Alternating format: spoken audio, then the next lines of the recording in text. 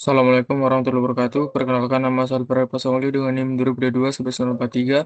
Pada kesempatan kali ini saya akan menjelaskan mengenai tugas sistem kontrol digital optimal, yang dimana kita di sini diberi tugas untuk melakukan membuat resume, order system, dan penetapan waktu sampling.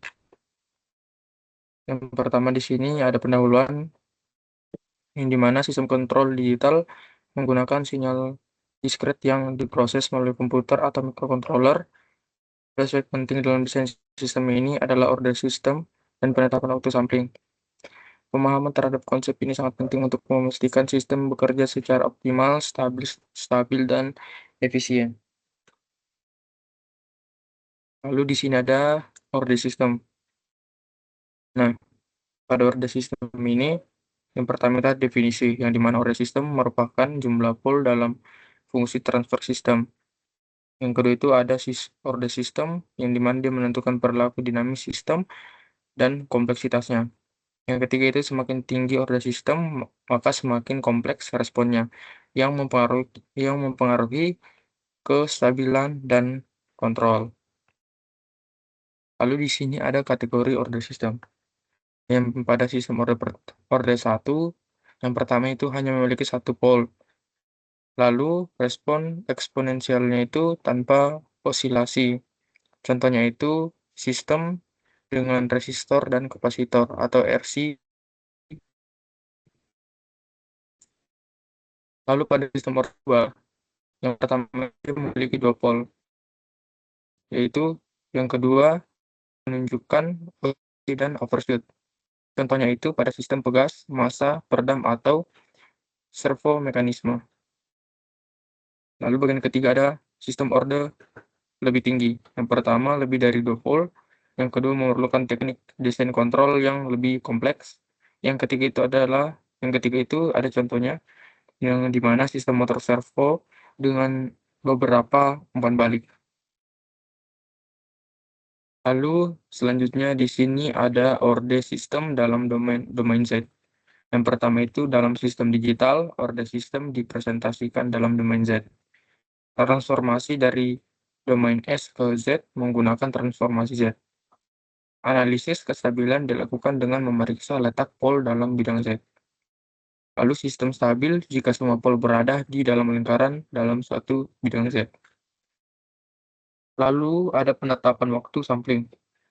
Untuk definisinya itu waktu sampling time, T_S, yang dimana adalah interval antara dua sampel yang diambil dalam sistem kontrol digital. Lalu waktu sampling menentukan beberapa sering sinyal kontinu diambil dan diproses oleh sistem digital. Pemilihan waktu sampling yang tepat sangat penting untuk keseimbangan kinerja dan efisiensi komputasi. Lalu ada teorema Nyquist, yang dimana Nyquist ini untuk menghindari aliasing, frekuensi sampling harus minimal 2 kali frekuensi tertinggi sinyal masukan.